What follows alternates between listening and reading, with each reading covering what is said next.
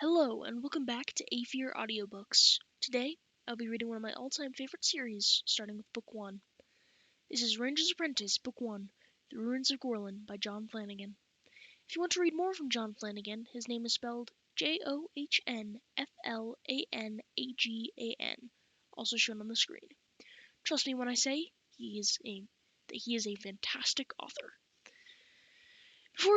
Before we begin, keep in mind that I have little access to editing software and very little experience with editing, so this will definitely not be the best audiobook you've ever heard. Also, I stutter. Let us begin. Chapter 8. Sometime late in the afternoon, Holt finally ran out of jobs for Will. He looked around the cabin, noting the gleaming kitchen implements, the spotless fireplace, the thoroughly swept floor, and totally dust-free rug. A stack of firewood lay beside the fireplace, and another stack, cut and split into shorter lengths, filled the wicker basket beside the kitchen stove. Not bad, he said. Not bad at all. Wolf had a surge of pleasure at this sparing praise, but before he could feel too pleased with himself, Hall added, "Can you cook, boy?" "Cook, sir?" "Well, cook, sir?" Will asked uncertainly. Holt raised his eyes to some unseen superior being. Why do young people invariably answer a question with another question?" he asked. Then, receiving no reply, he continued, "Yes, cook. Prepare food that one might eat it. Make meals. I assume you know what food is, what meals are." Yes, Will answered, careful to take any questioning inflection out of the word.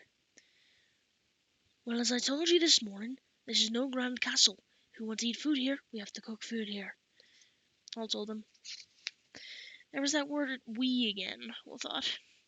Every time so far that Hall had said "we must," it had seemed to translate to mean "you must." "I can't cook," Will admitted. "I can't cook," Will admitted, and Hall clapped his hands and rubbed them together. "Of course he can't. Most boys can't, so I'll have to show you how. Come on." He led the way to the kitchen and introduced Will to the mysteries of cooking, peeling and chopping onions, choosing a piece of beef from the meat safe, trimming it and cutting it into neat cubes, then chopping vegetables, searing the beef in a sizzling pan, and finally adding a generous dash of red wine and some of what Hall called his secret ingredients. The result was a savory-smelling stew, simmering on the top of the stove. Now, as they waited for the dinner to be ready, they sat on the veranda in the early evening and talked quietly. "The Rangers were founded over 150 years ago, in King Herbert's reign. Do you know anything about him?" Hall looked sideways to the boy sitting beside him, tossing the question out quickly to see his response. Will hesitated. He vaguely remembered the name from history lessons in the ward, but he couldn't remember any details. Still, he decided he'd try to bluff his way through it. He didn't want to look too ignorant on his first day with his new master. "Oh, yes," he said. "King Herbert. We learned about him." "Really?" said the ranger expansively. "Perhaps you could tell me a little about him." He leaned back and crossed his legs, getting himself comfortable. Will cast about desperately in his memory, trying to remember even a shred of detail about King Herbert. He'd done something. But what? He hesitated, pretending to gather his thoughts. The king? That much he was sure of, and he glanced at Holt to see if he could stop now. Holt merely smiled and made a rolling gesture with his hand that meant, "Go on." "He was the king 150 years ago," Will said, trying to sound certain of his facts. Ranger smiled at him, gesturing for him to continue yet again. Well, I seem to recall that he was the one who founded the Rangers Corps," he said hopefully, and Holt raised his eyebrows in mock surprise. "Really? You recall that, do you?" he said, and Will had a horrible moment where he realized that Holt had merely said the Rangers were founded during his reign, not necessarily by him. Well, when I said he founded the Rangers, I actually mean he was the king when the Ranger Corps were founded," he said. 150 years ago, Hall prompted. Will nodded emphatically. "That's right." "Well, that's remarkable, seeing how I just told you those facts a minute or so ago," the ranger said, his eyebrows coming down like thunderclouds over his eyes. Will thought it might be better if he had said nothing. Finally, the ranger said, in a milder tone, "Boy, if you don't know something, don't try to bluff your way through it. Simply tell me, 'I don't know.' Is that clear?" "Yes, Holt," Will said, eyes downcast. There was a silence, then he said, "Halt?" "Yes." "About King Herbert, I don't really know." Will admitted. The ranger made a small snorting noise. "Well, I never would have guessed," he said. "But I'm sure you'll remember when I tell you that he was the one who drove the northern clan back over the border into the Highlands. And, of course, the moment he mentioned it, Will did remember King Herbert was known as the father of modern Llewellyn. He had banded the 50 fiefs together into a powerful union to defeat the northern clans. Will could see a way to regain a little credit in Halt's eyes now. If he mentioned the father of modern Llewellyn title, maybe the ranger would. "He's sometimes known as the father of modern Llewellyn," Holt was saying, and Will realized he'd left it too late. He created the union between the 50 fiefs that's still our structure today. "I sort of remember that now," Will put in. The odd addition of "sort of" helped it sound as if he wasn't just being wise after the event. Holt looked at him, one eyebrow raised, then continued. "At the time, King Herbert felt that to remain safe, the kingdom needed an effective intelligence force." "An intelligent force?" said Will. "Not intelligent, intelligence. Although it does help if your intelligence force is also intelligent. Intelligence is knowledge of what your enemies or your potential enemies are up to, what they're planning, what they're thinking. If you know that sort of thing in advance, you can usually come up with a plan to stop them. That's why he founded the Rangers, to keep the kingdom informed, to act as the eyes and ears of the kingdom." "How do you do that?" Will asked, his interest aroused now. Holt noted the change in tone, and a momentary gleam of approval touched his eyes. "We keep our eyes and ears open. We patrol the kingdom and beyond. We listen. We observe. We report back." Will nodded to himself, thinking. Then he asked, "Is that the reason why you can make yourselves invisible?" Again the ranger felt that moment of approval and satisfaction, but he made sure the boy didn't notice it. "We can't make ourselves invisible," he said. "People just think we can. What we do is make ourselves very hard to see. It takes years of learning and practice to do it properly, but you already have some of the skills required." Will looked up, surprised. "I do?" "When you crossed the castle yard last night, you used the shadows and the movements of the wind to conceal yourself, didn't you?" Will nodded. "Yes." He'd never met anyone who had actually understood his skill for moving without being seen. Hull continued. "We use the same principles to blend into the backgrounds, to use it to conceal us, to become part of it." "I see," said Will slowly. "The trick is to make sure nobody knows that nobody else does," Hall told him. For a moment, Will thought the ranger had made a joke, but when he looked up, Hall was as grim-faced as ever. How many rangers are there?" he asked. Holt and the Baron had referred more than once to the Ranger Corps, but Will had only ever seen one, and that was Holt's. "King Herbert established the corps as 50, one for each of the 50 fiefdoms. I'm based here. My colleagues are based at the other 49 castles throughout the kingdom. In addition to providing intelligence about potential enemies, Rangers are the law keepers," said Holt. "We patrol the fiefdom assigned to us and make sure that the laws are being obeyed." "I thought Baron Arl did that," Will put in.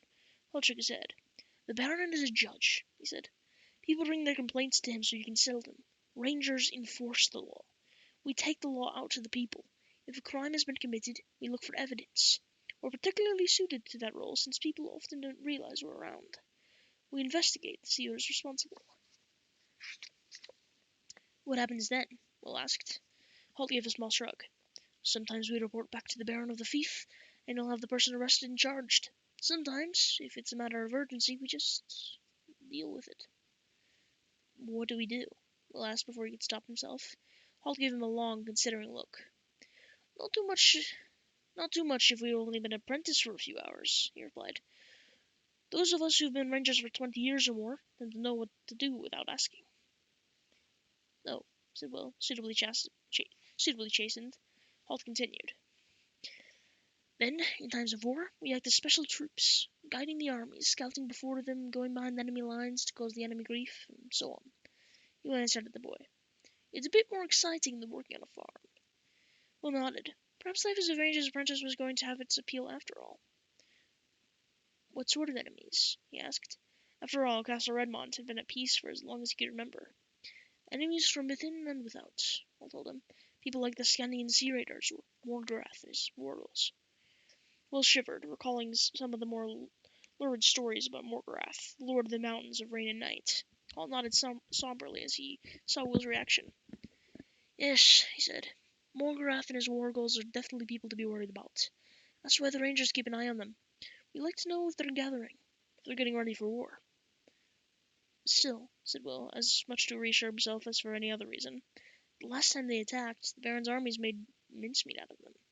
That's true, Holt agreed, but only because they'd been warned of the attack. He paused and looked meaningfully at Will. By a ranger? The boy asked. Correct. It was a ranger who brought word that Morgoth's wargulls were on the way. It led the cavalry across a secret ford so they could flank the enemy. It was a great victory, Will said. It certainly was, and all due to a ranger's alertness and skill, and knowledge of back trails and secret paths. My father died in that battle, Will added in an acquired voice, and Holt cast a curious look at him. Is that so? He said. He was a hero. A mighty knight, Will continued. The ranger paused, almost as if he were deciding whether to say something or not. Then he simply replied, I wasn't aware of that. Will was conscious of a sense of disappointment. For moments he had a feeling that Holt knew something about his father, that he could tell him the story of his heroic death. He shrugged himself. That's why I was so keen to go to battle school, he said finally, to follow in his footsteps. You have other talents, Holt told him, and Will remembered the Baron saying much the same thing to him the previous night. Holt, he said. Ranger nodded for him to continue. I was sort of wondering. The Baron said you chose me? Holt nodded, saying nothing. Both of you say I have other qualities that make me suitable to be a ranger's apprentice. That's right, Holt said. Well, what are they?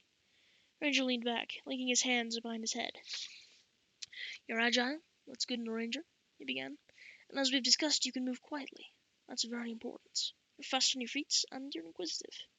Inquisitive? How do you mean? Asked Will. Hall looked at him sternly. Always asking questions, always wanting to know the answers, he explained. That was why I had the Baron test you with that piece of paper. And when did you first notice me? When did you first think of selecting me? I wanted to know.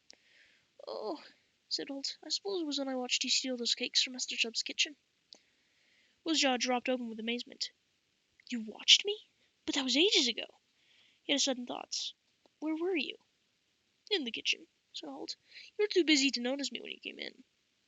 Holt shook his head in wonder. He had been sure there was nobody in the kitchen, and he remembered once again how Holt, wrapped in his cloak, could become virtually invisible. There was more to being a ranger, he realized, than how to cook and clean. I was impressed with your skill, said Holt, but there was one thing that impressed me far more. What was that? Asked Will. Later, when Master Chubb questioned you, I saw you hesitate. You were going to deny having stolen the cakes, and I saw you admit it, remember? He hit you on the head with his wooden spoon. Will grinned and rubbed his head thoughtfully. He could still hear the crack made by the spoon hitting his head. I wondered if I shouldn't have lied, he admitted. Holt shook his head very slowly. Oh, no, Will. If you'd lied, you'd never become my apprentice. He stood up and stretched, trying to go indoors to the stew simmering on the stove. Now, let's eat, he said. And that is the end of the chapter. Thank you so much for listening, and I will see you in the next reading.